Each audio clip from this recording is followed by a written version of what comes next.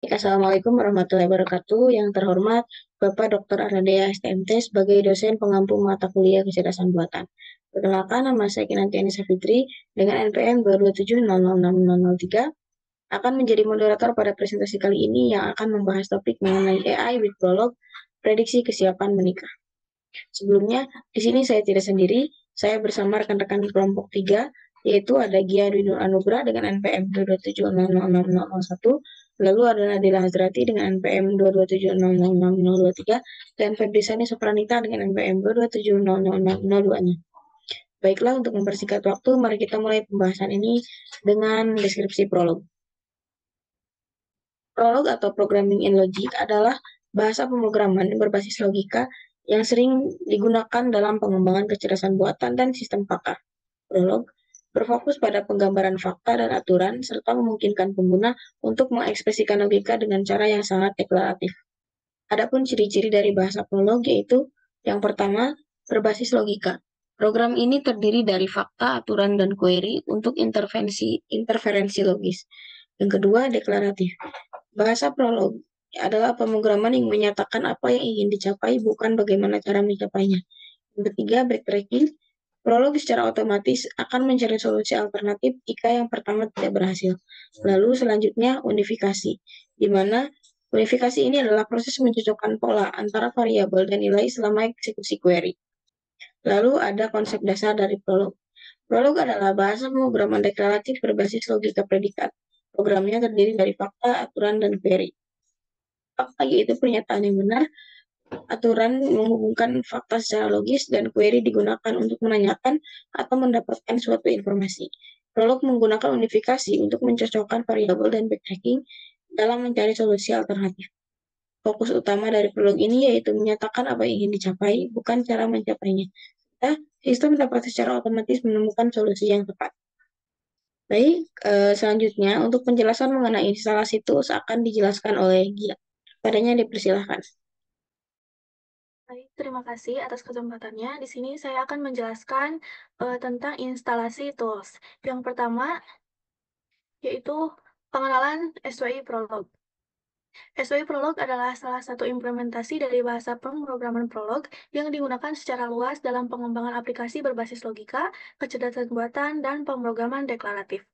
SWI Prolog pertama kali dikembangkan oleh Jan Willemaker di Universitas Vrije, Amsterdam pada tahun 1987. Dan sejak itu telah menjadi salah satu varian Prolog yang paling populer dan banyak digunakan di komunitas ilmiah, akademis, maupun industri. Selanjutnya yaitu tahapan untuk mendownload SWI Prolog. Yang pertama yaitu klik link berikut ini, maka akan diarahkan pada halaman SWI Prolog Downloads.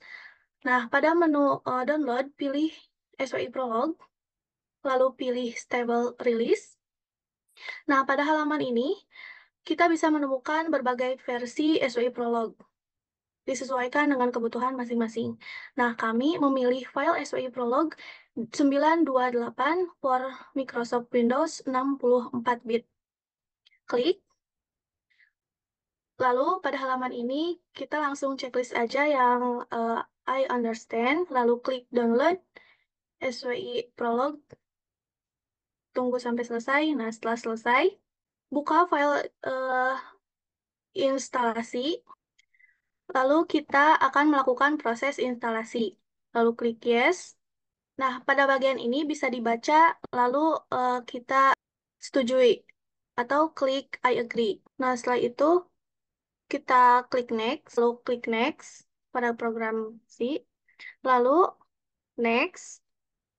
Nah, pada program ini memilih opsi instalasi pada SW Prolog. Kita sesuaikan saja dengan ini, lalu klik install. Kita tunggu sampai instalasi selesai. Setelah itu, klik finish. Selesai sudah mempresentasikan langkah-langkah dari download SWI Prolog dan instalasinya. Diserahkan kembali kepada moderator.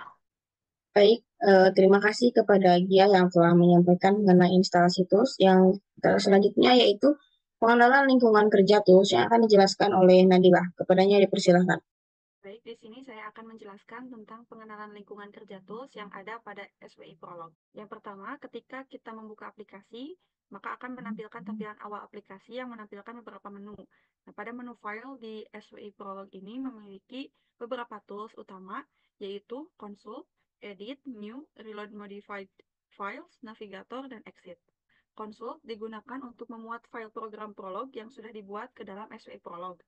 Lalu untuk Edit, digunakan ketika kita akan melakukan pengeditan kode Prolog tanpa harus membuka editor lain. Selanjutnya untuk new, ini untuk memulai proyek baru menggunakan opsi new dan membuat file Prolog baru.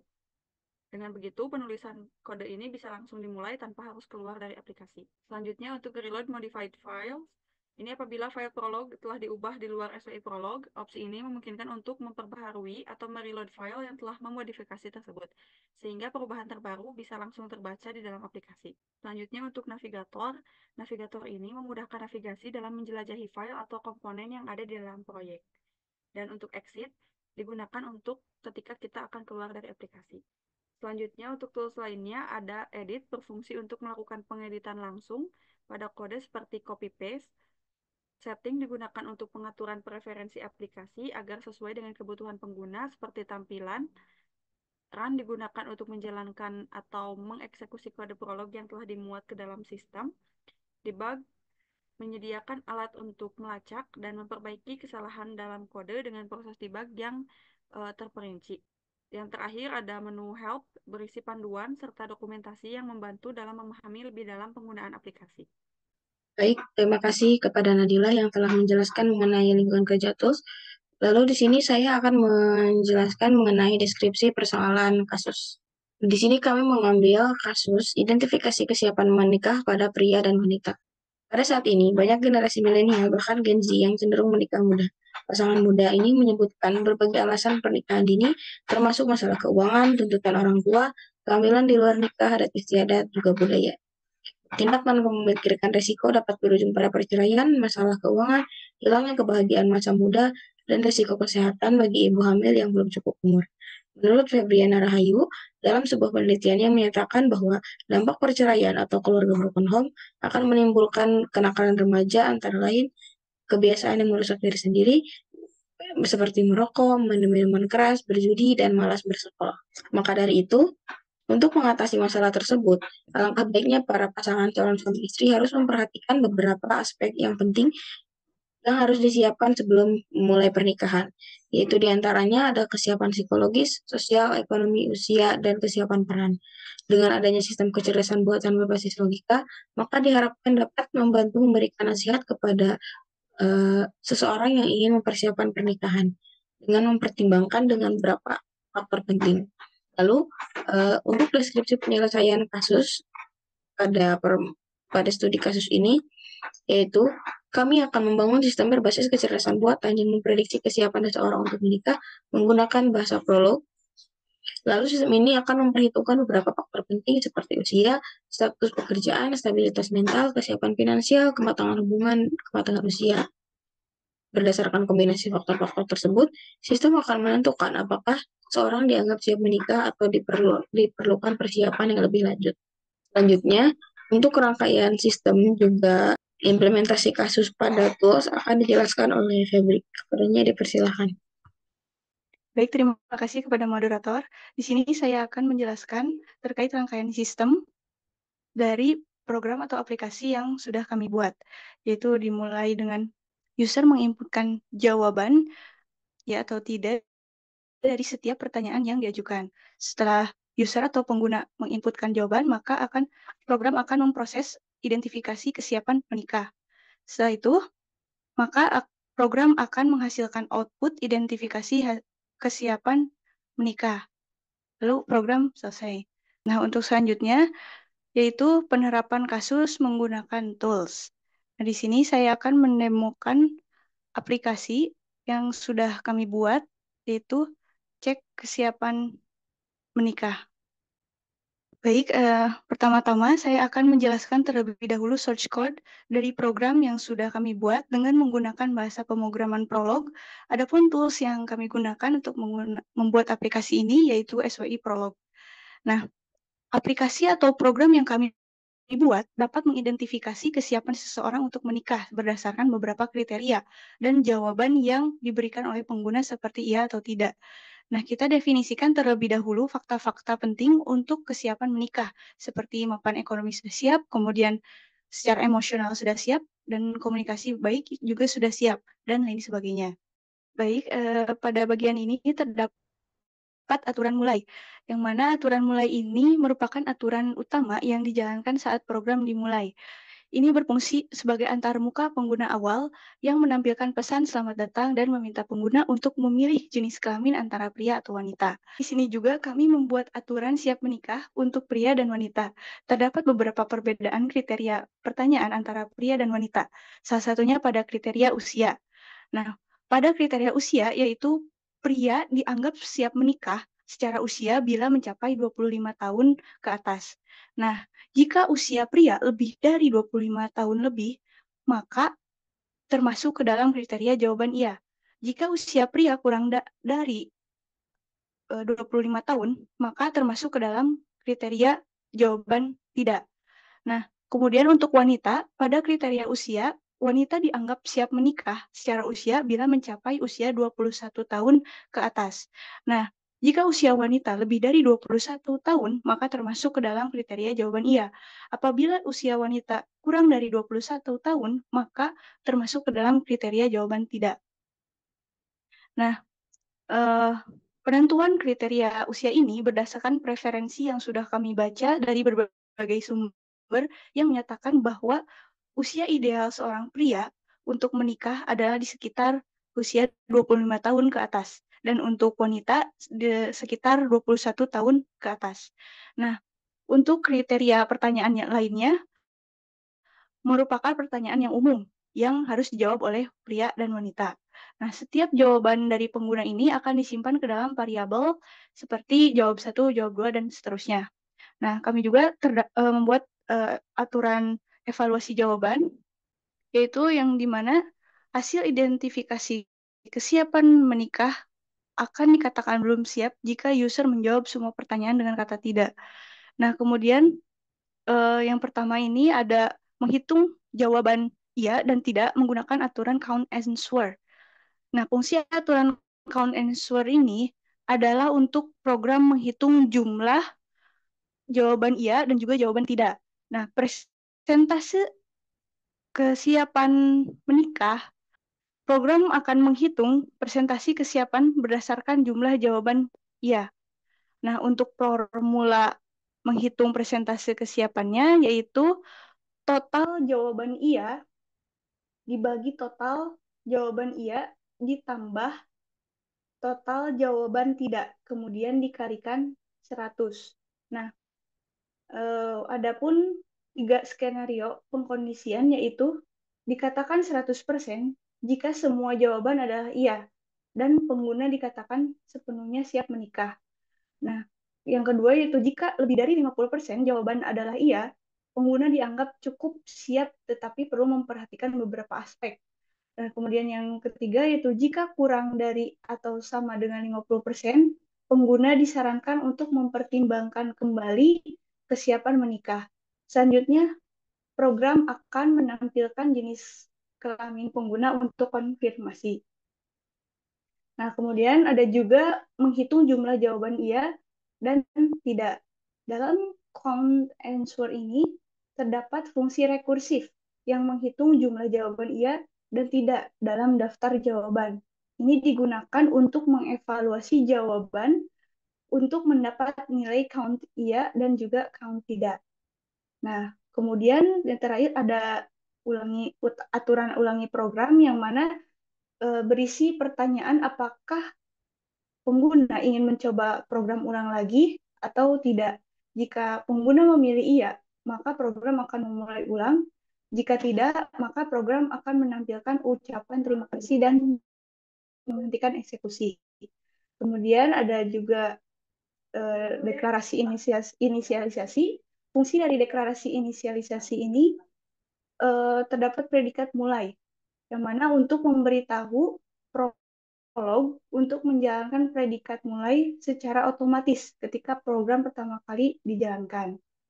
Baik, langsung saja kita mulai menemukan aplikasi cek kesiapan nikah yang sudah kami buat. Percobaan pertama, kita akan memilih jenis kelamin pria terlebih dahulu. Nah, di dalam prolog terdapat tanda titik di akhir kalimat atau instruksi yang berfungsi untuk penutup dari sebuah pertanyaan atau instruksi. Nah, kita pilih pria, kemudian kita pilih usianya misalnya 26 tahun. Nah, 26 tahun ini termasuk ke dalam jawaban iya, karena lebih dari 25 tahun. Nah, kemudian ada pertanyaan, sudah mapan secara ekonomi, kita jawab iya. Apakah Anda sudah siap secara emosional? Kita jawab tidak. Dan apakah Anda memiliki rencana masa depan yang jelas? Kita jawab iya. Apakah komunikasi Anda baik dengan pasangan? Kita jawab iya. Apakah Anda siap menerima tanggung jawab? Kita jawab iya. Apakah Anda memiliki dukungan dari keluarga? Kita jawab iya. Apakah Anda merasa siap secara fisik? Kita jawab iya. Kemudian, apakah Anda memiliki motivasi untuk berkomitmen? Kita jawab iya juga. Apakah Anda mampu menghadapi masalah yang mungkin timbul? Kita jawab iya juga. Apakah Anda dapat mengelola keuangan dengan baik? Kita jawab iya. Apakah Anda siap untuk beradaptasi dengan pasangan? Kita jawab iya. Nah, maka program atau aplikasi yang kami buat akan menampilkan output dengan hasil Anda berada dalam kondisi siap menikah. Tetapi perhatikan beberapa faktor, itu dengan persentase 91,6% yakin. Nah, aplikasi atau program yang kami buat ini memberikan feedback kepada pengguna dengan memberikan pesan, yaitu Anda memiliki fondasi yang kuat, namun ada beberapa aspek yang perlu diperhatikan berdasarkan jenis kelamin pria. Lalu di sini juga ada pertanyaan lagi, apakah Anda ingin mencoba program lagi? Kita jawab ya terlebih dahulu, karena kita akan mencoba berbagai skenario atau percobaan. Nah, untuk yang kedua, percobaan kedua, kita akan memilih jenis kelamin wanita. Nah, untuk usia pada wanita, misalnya kita akan menginputkan umur atau usia misalnya 20 tahun. Nah, 20 tahun ini termasuk ke dalam jawaban tidak, karena kurang dari usia ideal siap menikah pada wanita, yaitu 21 tahun ke atas. Nah, kita jawab apakah sudah mapan secara ekonomi, kita jawab ya. Apakah Anda siap secara emosional, kita jawab ya juga. Apakah Anda siap memiliki keinginan untuk membangun keluarga, kita jawab tidak. Kemudian apakah Anda ingin berkomitmen untuk mengurus rumah tangga, kita jawab tidak juga. Apakah Anda memiliki dukungan dari keluarga, kita jawab ya. Apakah Anda bersiap secara fisik, kita jawab iya juga. Kemudian motivasi untuk berkomitmen, kita jawab iya. Mampu menghadapi masalah yang mungkin timbul, kita jawab iya juga. Mengelola keuangan dengan baik, kita jawab iya. Siap beradaptasi dengan pasangan, kita jawab ya. Nah, ini merupakan hasil dari jawaban yang diinputkan oleh pengguna. Nah, outputnya yaitu Anda berada dalam kondisi siap menikah, tetapi perhatikan beberapa faktor. 72% yakin. Nah, aplikasi yang kami buat itu memberikan output bahwa Anda memiliki fondasi yang kuat, namun ada beberapa aspek yang perlu diperhatikan. Baik, untuk yang percobaan ketiga, kita akan memilih jenis kelamin pria dengan skenario pengguna menjawab beberapa pertanyaan dengan kata tidak. Nah, kita misalnya usia pada pria, kita inputkan jawaban yaitu misalnya 27 tahun. Kemudian apakah Anda sudah mapan secara ekonomi? Kita jawab tidak. Apakah Anda siap secara emosional? Kita jawab ya. Nah, apakah Anda memiliki rencana masa depan yang jelas? Kita jawab ya. Apakah komunikasi Anda baik dengan pasangan? Kita jawab tidak. Apakah Anda siap menerima tanggung jawab? Kita jawab tidak. Kemudian apakah Anda memiliki dukungan dari keluarga? Kita jawab tidak juga. Apakah Anda merasa siap secara fisik? Kita jawab tidak. Apakah Anda memiliki motivasi untuk berkomitmen? Kita jawab tidak. Apakah Anda mampu? Kita jawab ya. Apakah Anda mendapat mengelola keuangan yang baik? Kita juga jawab tidak. Kita jawab tidak. Nah, ini merupakan hasil output dari jawaban yang diinputkan oleh pengguna. Di sini terdapat Anda belum siap menikah dengan persentase 33,33% yakin. Nah, kesannya yaitu Sebaiknya pertimbangkan kembali kesiapan Anda sebelum mengambil langkah ini berdasarkan jenis kelamin pria. Nah, kita coba satu percobaan lagi dengan memilih jenis kelamin wanita. Nah, kita inputkan misalnya umurnya 23 tahun. Nah, apakah Anda sudah mapan secara ekonomi? Kita jawab tidak. Apakah Anda siap secara emosional? Kita jawab ya juga. Untuk skenario-nya sama seperti percobaan yang ketiga, yaitu dengan menginputkan sebagian jawaban dengan kata tidak. Hasil output dari jawaban yang diinputkan pengguna. Nah, program atau aplikasi menyatakan bahwa Anda belum siap menikah dengan persentase yang dihasilkan yaitu 45,45% yakin. Nah, aplikasi yang kami buat memberikan feedback atau kesan kepada pengguna yaitu sebaiknya pertimbangkan kembali kesiapan Anda sebelum mengambil langkah ini berdasarkan jenis kelamin wanita. Mungkin untuk percobaan pengujian pendemoan aplikasi ini mungkin dicukupkan. Kita akan jawab pertanyaan dengan apakah Anda ingin mencoba program ulang lagi? Kita jawab tidak saja. Maka program aplikasi ini akan berhenti. Oke. Sekian dari saya. Mohon maaf apabila terdapat kekurangan dan juga banyak kesalahan. Terima kasih. Saya kembalikan kepada moderator. Baik, terima kasih kepada Febri yang telah menjelaskan mengenai rancangan sistem serta implementasi kasus pada tools yang digunakan. Selanjutnya, kita beralih ke sesi terakhir yaitu kesimpulan. Dalam studi kasus ini, prolog digunakan untuk menganalisis berbagai faktor yang menentukan apakah seseorang siap untuk menikah atau tidak. Dengan mendefinisikan fakta-fakta yang ada, maka prolog dapat memberikan penilaian berdasarkan query yang diajukan. Fitur-fitur seperti unifikasi dan backtracking akan memungkinkan sistem untuk mengeksplorasi berbagai kombinasi kondisi dan memberikan solusi yang akurat. Dengan menggunakan prolog, proses permodelan logika akan menjadi lebih terstruktur dan efisien, sehingga akan memudahkan pengambilan keputusan tentang kesiapan menikah berdasarkan kriteria yang telah ditentukan. Mungkin sekian dari kelompok kami. Mohon maaf apabila ada kekurangan dan kesalahan. Wabillahi taufiq wal hidayah. Wassalamualaikum warahmatullahi wabarakatuh.